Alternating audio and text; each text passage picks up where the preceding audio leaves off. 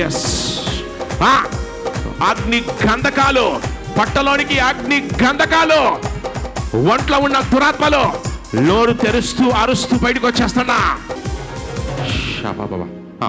Yes అమ్మ, yes మిమ్మల్ని yes ఆత్మలు నేను చూసినప్పుడు ఎస్ మీ ఇంట్లో చాలా వేదన, చాలా ఆవేదన నేను చూస్తున్నాను.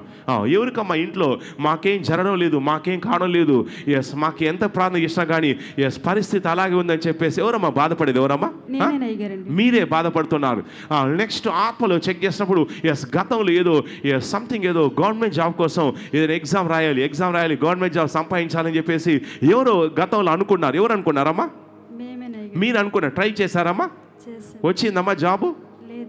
రాలేదు. ఎందుకంటే మీ వెనుక ఒక సర్ప దురాత్మ, మీ వెనుక ఒక సర్ప దురాత్మ ఉన్న నేను చూస్తున్నాను.